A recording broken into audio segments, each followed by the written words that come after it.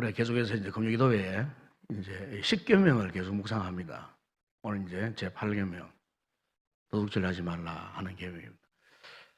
우리가 이제 교회사를 보게 되면은 이 종교개혁자 이 마틴 루터가 이제 종교개혁을 이룬 이후에 그가 이제 이 교회들을 순회하면서 이제 성도들에게 말씀을 강론했습니다. 그 말씀을 강론한 그 내용이 뭐냐면은 이 성령 속에 있는 기독교의 이 교리, 기본 교리. 이 성경을 보게 되면은 우리 기독교의 뼈대를 이루는 이 교리의 말씀들이 많아요. 그래서 이 모든 이 교리의 말씀들을 집대성 해가지고 성경 교재를 만들었어요.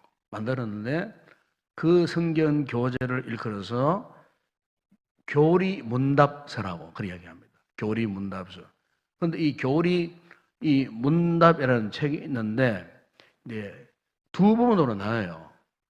하나는 소요리 문답서. 많이 들어보셨죠? 하나는 소요리 문답서고 하나는 대요리 문답서예요.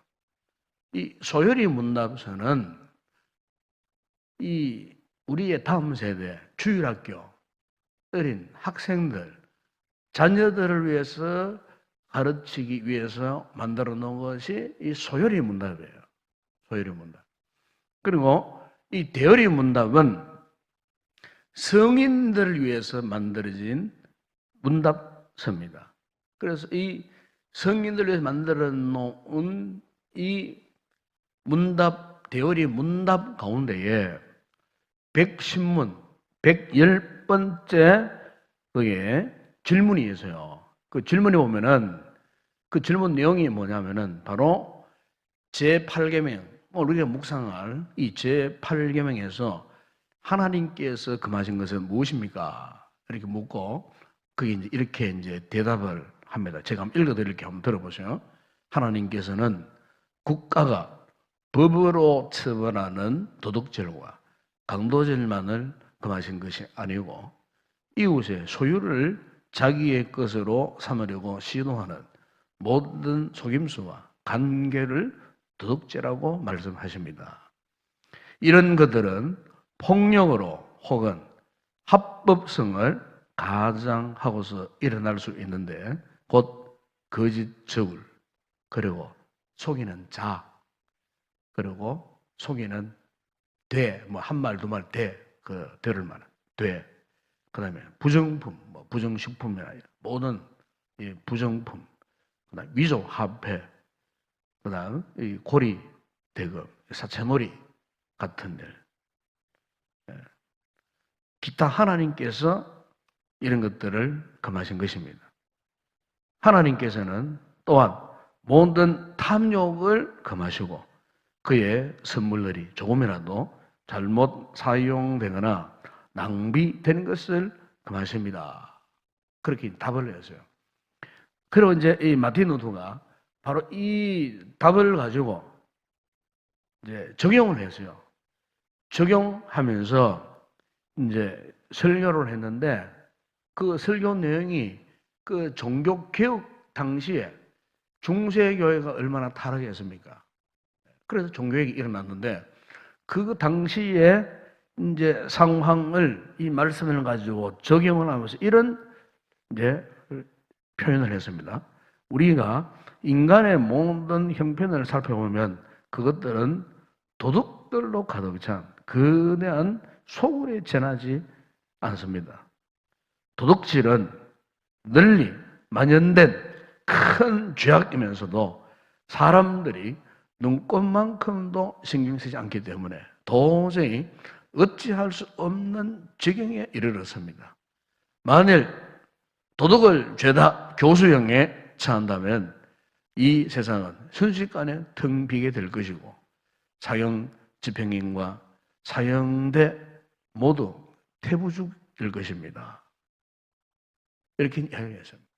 이게 좀 어떻게 보면 굉장히 이 마틴 루터가 굉장히 좀 이렇게 과격한 표현을 한 것 같아요. 그러니까 그 시대, 그 시대의 그 모든 상을 이 마틴 루터는요, 한마디로 도적놈들의 소굴이라고 표현했어요. 그럼 그 시대가 얼마나 참 이 타락했으면은, 범죄했으면요, 예? 이 루터가 자기가 살고 있는 그 시대, 곧 이제 이 종교 개혁이 일어나기 그 이전의 그 중세 교회 그 시대를 한마디로 말하면은 이 도적의 소굴 같은 그런 시대였다. 한마디로 큰 이 도적대들이 막 넘쳐나는 거대한 도적의 소굴과 같았다. 그렇게 그가 그 당시에 지금부터 500년 전의 그 시대를 그렇게 표현을 했어요. 자, 여러분 그렇다면은 그때 그 시점을 볼 때 500년 이후에 지금 오늘 우리 시대는 지금은 어떨까요? 지금 우리 시대는 지금 어떤 상황일까요? 루터 이후에 500년이 지나는 동안 사실 오늘 이 전 세계를 보면은요, 참 세상이 엄청나게 지금 바뀌어져 있습니다. 루터 종교의 500년 이후에 지금 보세요. 과학 문명이 급격한 속도로 지금 발전했지 않았습니까? 상상을 초월할 정도로 엄청난 발전을 해서요. 이 문명 세계, 초문명 속에 지금 우리가 살고 있어요.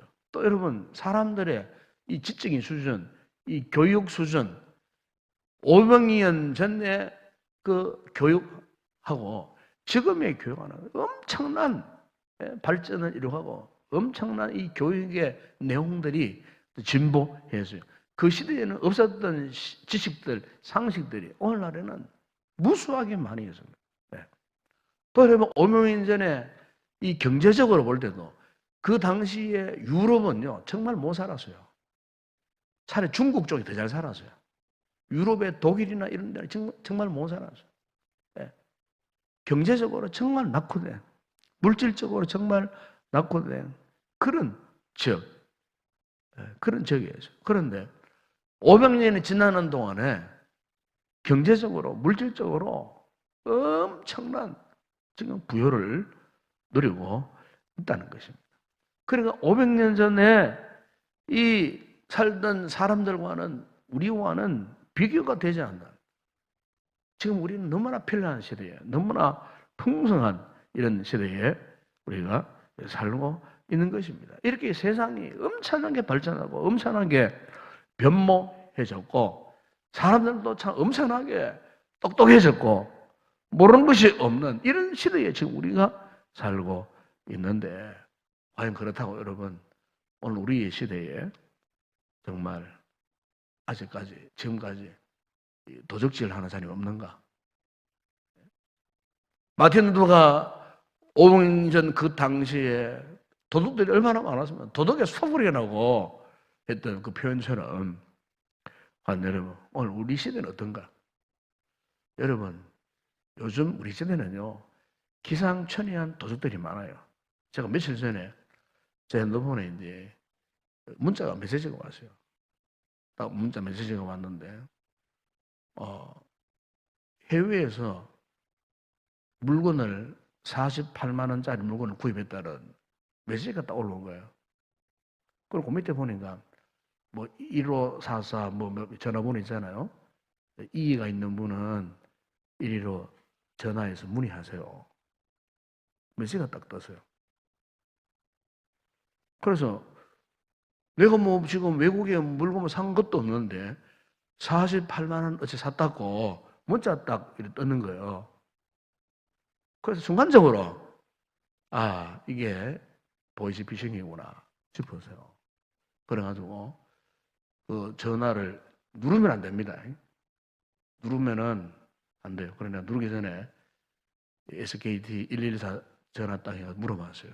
이런 문자가 왔는데 지금 뭐냐 한번 알아봐 달라. 요즘 알아봐 줍니다. 물어보면 다 알아봐 줍니다. 선생님, 그 보이스피싱입니다. 누르지 마세요. 누르면은 선생님의 핸드폰 안에 있는 모든 정보가 그 사람 쪽으로 다 빠져나간다는 거예요. 핸드폰 안에 뭐 카드, 뭐 넘버번호, 위심 카드의 정보 이런 게 막 그냥 그 눌러버리면 그냥 쫙 그냥 빠져나가 버린다. 그래가지고 그것을 가지고 사기치는 거예요, 이제. 못 막는다는 거예요. 그래서 전화 참 잘하셨다고 선생님 그거 다 지우세요.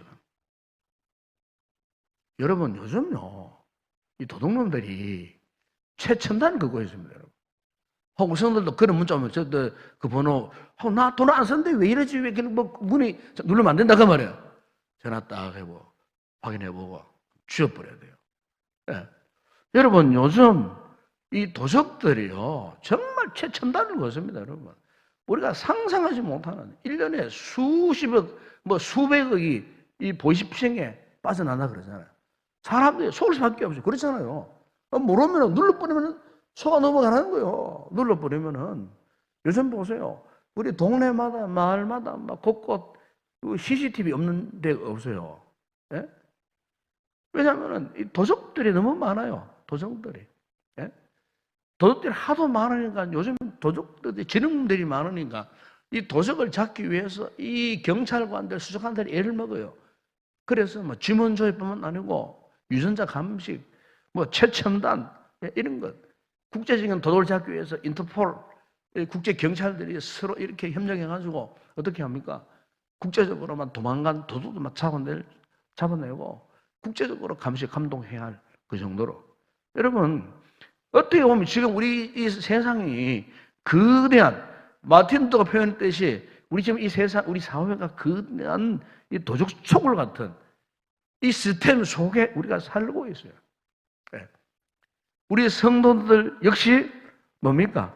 직간접적으로 이런 영향을 받고 있어요.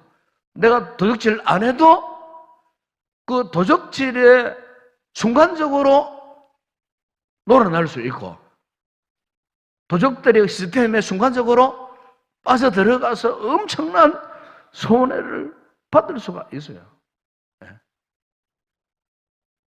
또 우리가 개인적으로 보게 되면은 남들이 아는 도둑도 있지만은 또 때로는 내가 또 실수하여서 또 이런 도둑질을 할 수도 있어요. 실제 우리가 먹는 음식 속에 도둑질을 해가지고 말이에요. 잘못된 부정식품 만들어가지고, 예? 그걸 모르고 먹는 우리들. 그리고 입는 옷 마찬가지, 옷. 뭐 옷도 마찬가지요. 이게 정상적으로 뭐 잘 만들어져가지고 하면 괜찮아요. 막 사기꾼이 말이지 사기를 덮어 시작하고 막 엄청나게 비싸게 팔아 그 옷 명품이라고 샀는데 가짜야. 에? 그런 옷 입을 수도 있고 집을 사는데 집을 막 엉망으로 지어버려서 예? 집 장소가 막 이익 능렬하고 막 그냥 가짜 재료 막 그냥 막 바닷불에 몰아갖고 집을 지어갖고 막 손기가 막 나오고 얼마 하지 못해가 집이 막 사가는데 실제 그런 게 있다 그래요. 요즘 모래가 모자라니까 바다 모래를 몰래 부어갖고 물 한번 씻어버리고 집을 지어놔놓으니 이 안에 에?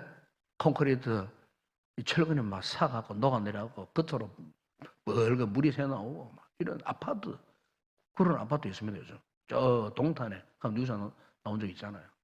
오래 못 가요 그런 집은. 그 전부 뭡니까? 쉽게 말하면은 도적질 당한 집이에요. 엄격히 말하면은. 나라 법은 어떻습니까? 법은 유전무죄라고. 예? 있는 사람은 뭐 죄져도 막 그만 풀려 나오고 하나는 없는 사람은 숟가락 하나 훔쳐도 그것 때문에 막 정역을 살고 수천억 해먹어도 막 금방 몇 년 가면은 막 그냥 면접하다가 풀려 나오고. 예? 나라 법도 마찬가지예요. 최근에 그 김영란법 만들었잖아요. 뇌물수수하지 말라고. 그런데 그걸 역이용하는 거예요. 예? 아무 필요가 없어요. 그런 법을 만들어도 그 법을 교묘히 또 이용해갖고 예? 오히려 예? 합법성을 가장해가지고 저지르는 이 도적들이 이 법의 테두리 안에서 교묘하게 막 이용해가지고 그런 도적하는 이런 인생들. 예? 며칠 전에 어떤 신문을 보게 되니까 최순실이가 감옥에 지금 들어가 있잖아요. 그 조카 장시호 씨 이야기 나오더라고. 박근혜 대통령은 그냥 독방에 나오지도 더하지도 않고 그 안에서 나오지도 않고 누굴 만나지도 않고 정말 힘들게 있다고 그 이야기하더라고. 그런데 이 최순실은 감옥 안에서 활량. 사람들 몰러 다닌대요. 그 죄수들이 따라다닌대요. 따라 수발도 막 들고 막. 장시원 안에서 막 인기 짱이었대요. 출감했지만은 며칠 전에.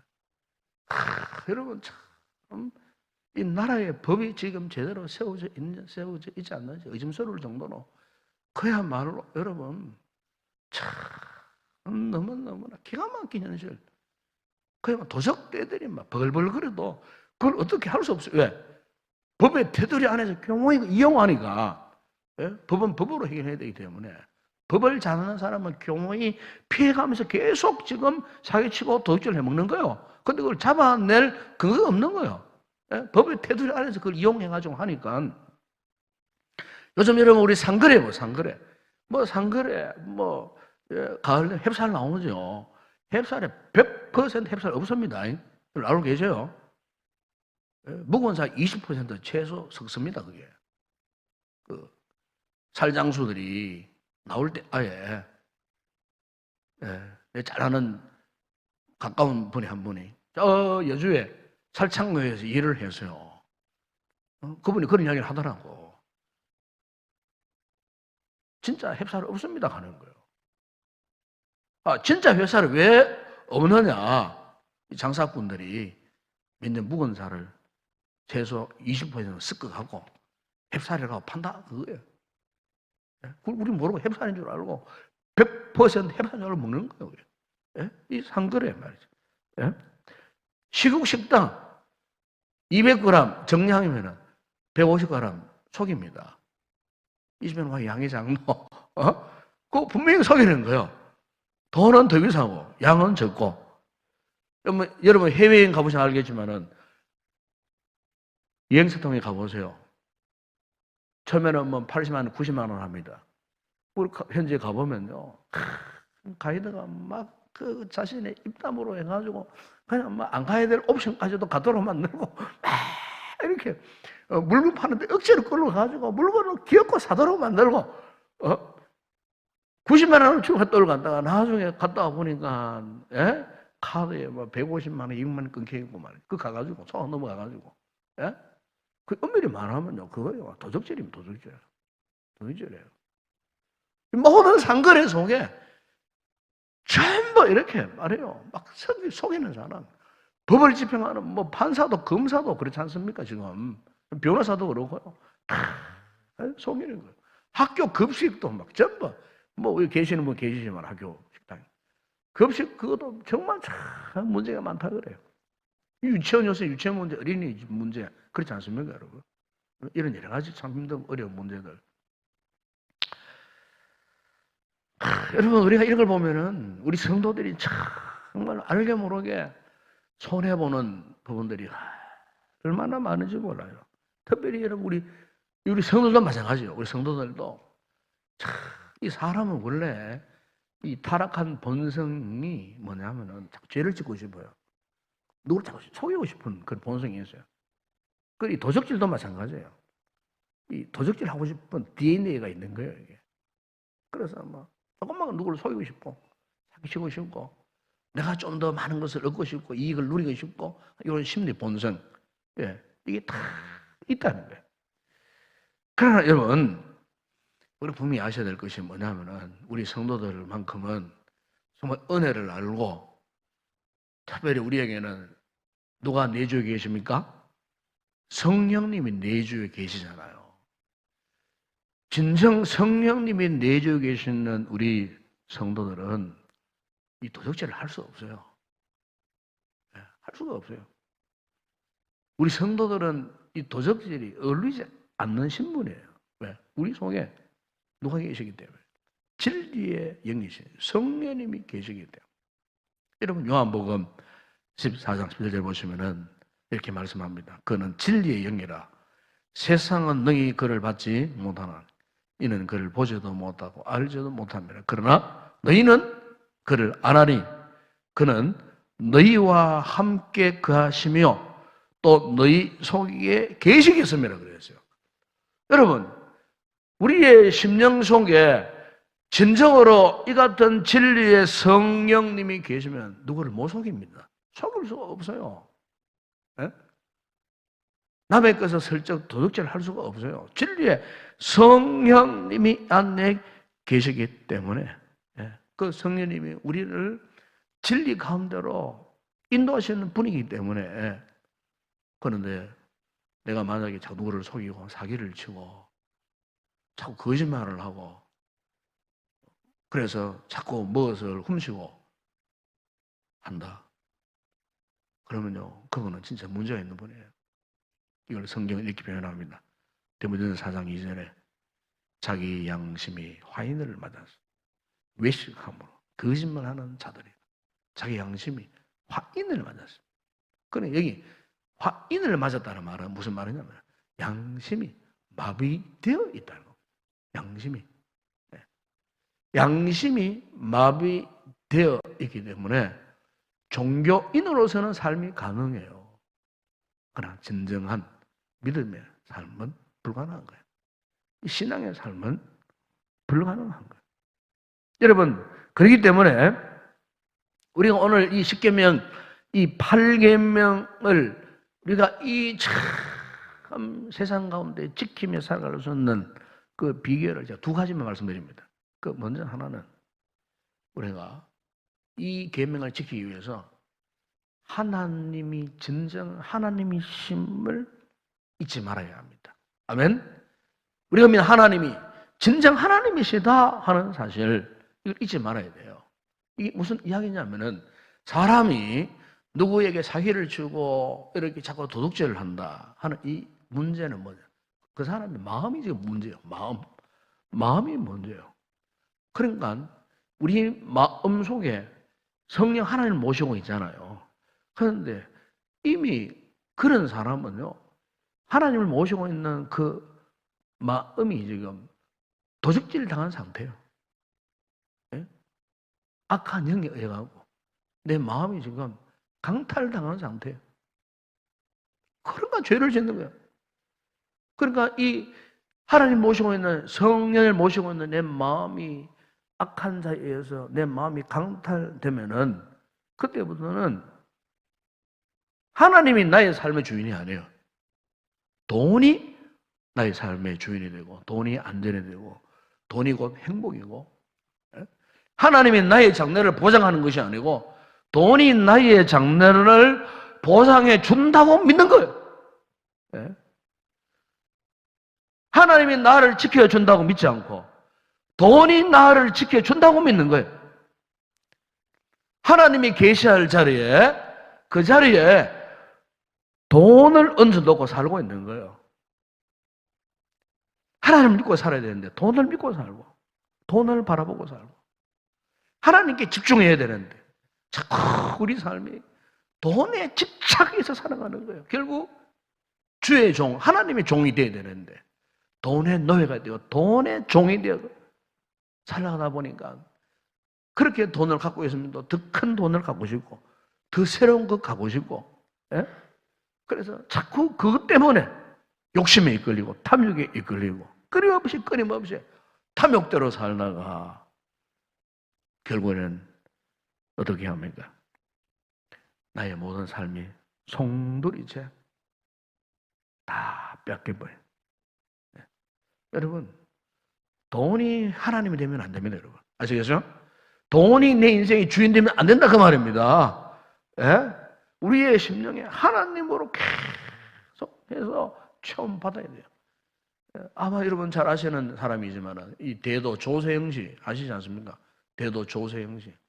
여차 이야기한 바가 있습니다만 이 도대 이 조세영 씨가 정말 한때 이 사람이 진짜로 참 이렇게 개과선천에서 변화된 사람이라 생각하고 막 이 교회에서 많이 도와줬습니다.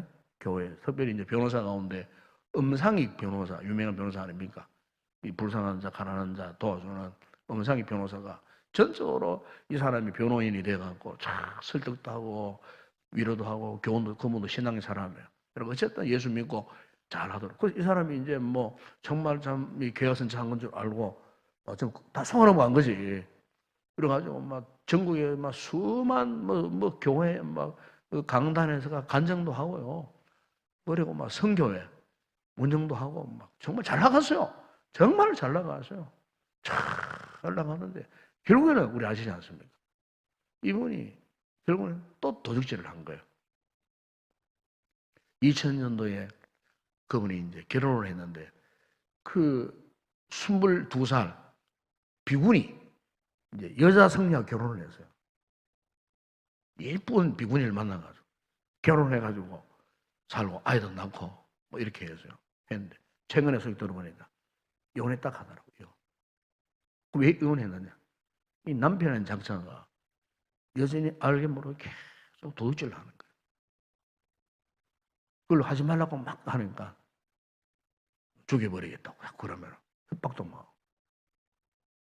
그래가지고 결국은 이분이 조생이하고 이혼을 했어요.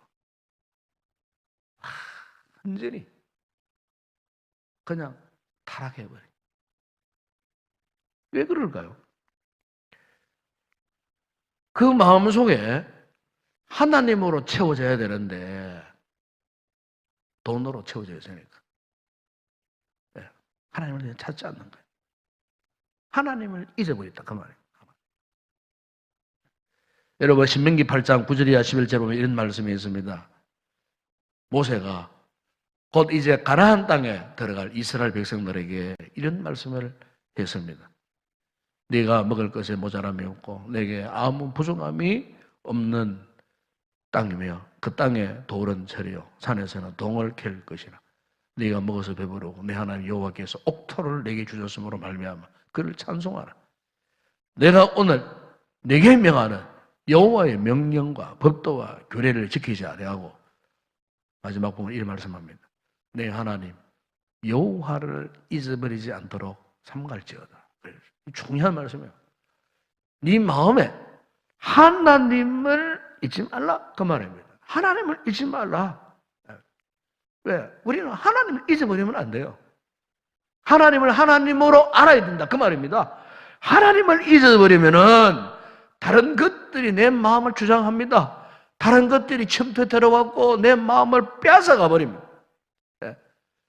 하나님을 잊어버리지 않아야 되는 거예요. 그래서 하나님께서 이스라엘 백성들에게요, 하나님이 네 삶의 주인이고 하나님이 네 인생을 책임져 주신다는 그 표현으로 이스라엘 백성들에게 하나님께서 뭘 요구하신 줄 아십니까? 그게 말라기 3장 8절이나 10절에 보게 되면은 11조를 말씀하셨어요. 11조.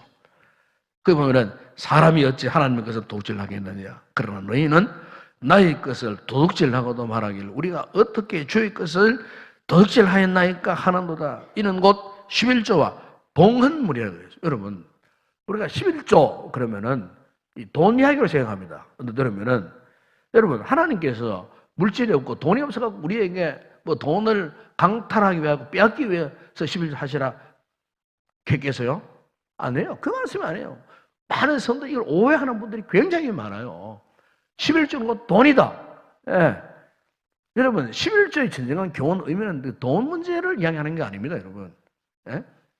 11조의 진정한 의미는 뭐냐면은 네 인생, 네 삶의 경제권이나 건강이나 너의 모든 삶이 내가 주권적으로 내가 너를 책임지겠다는 거예요. 책임지겠다. 예? 책임지겠다는 거예요. 그 11조의 표현은 뭡니까? 하나님, 내 인생은 다 주님의 것이고 내 돈도 주님의 것이고 나의 집도 주님의 것이고 나의 건강도 주님의 것이고 내 삶 전체가 다 하나님의 것입니다. 이것을 내가 믿기 때문에 10분의 1 지극히 적은 것 이것을 이 같은 하나님을 고백하는 신앙의 정표로 내가 이 11조를 드립니다. 그 뜻입니다. 아시겠죠? 이 11조는 딴 게 아니에요.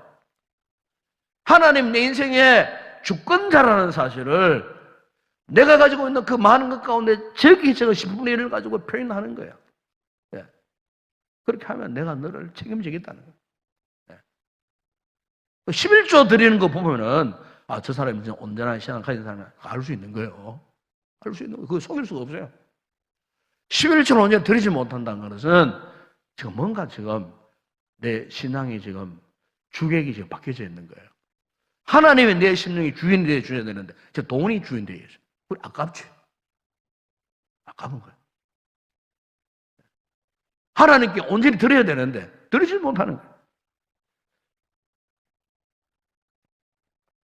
성경은 하나님 그것을 도적질이라고 표현합니다.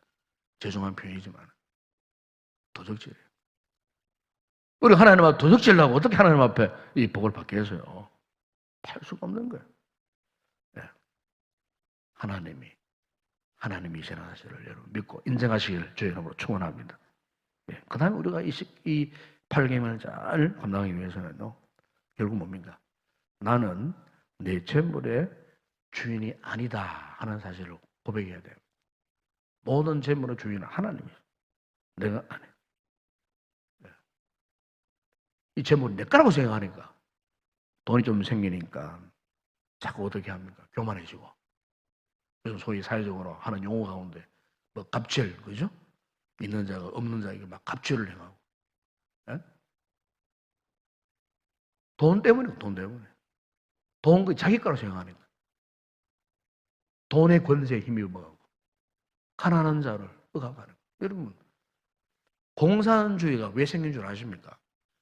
공산주의의 사상을 정립한 사람이 칼 마르크스입니다. 이 칼 마르크스는 우리와 똑같은 개신교 신자입니다. 그 부모님들이 정통적으로 믿는 개신교 신자, 믿음의 가문 가정에 태어나서요. 어릴 때부터 신앙 가정에서 태어났어요. 칼 마르크스가. 또 신학생이었어요. 그런데 그 시대에 보니까 이 돈 많은 사람들이 갑질을 행하고 말이지, 없는 자들을 막 못살게 굴고, 없는 자들을 희롱하고, 있는 자들이 없는 자들을 막 그냥 못살게 굴고, 이런 모습들을 본 거예요. 그래서 이 칼 마르크스가 그 같은 사회악을 그가 경험하면서 어떻게 하면은 네 건 내 것 없이 모든 사람들이 이렇게 서로 공유하며 잘 살 수 있느냐. 그래서 그가 꿈꾼 게 뭐냐면은 공산사회입니다. 원래 공산사회의 이념은 굉장히 좋은 겁니다. 그게 마치 우리 사도행전 나오는 초대교회 성도들이 유무상통했지 않습니까? 공산사회 그게. 그게 공산사회예요. 공산사회. 칼 마르크스가 그런 어떤 유토피아적인 공산사회를 꿈꾸고 그렇게 만들 수 없느냐. 이렇게 해서 그 좋은 아름다운 모든 사람들이 공평하게 잘 살 수 있는 공산사회를 꿈꿨는데 도중에 악한 사탄이 역사해갖고 그것을 공산주의 사상으로 바뀌어갖고 잘못됐지만은 본래 그 공산사회 그 이념은 굉장히 좋은 겁니다, 여러분. 칼 마르크스가 그래서 이 사회 사상을 정립시켰던 사람, 그 사람이에요. 그 시대, 그 주변을 둘러보니까 돈 좀 있다고 큰 소리 치고 막 없는 사람을 억누르고 희롱하는 이런 그 사회 악을 보면서 그가 그런 생각을 했던 결과가 그거에 있다는 것입니다. 오늘 우리가 이 말씀을 좀 정리하면서 두 가지가 말씀을 제시했는데 이 8계명을 잘 준수하기 위해서 말씀했죠.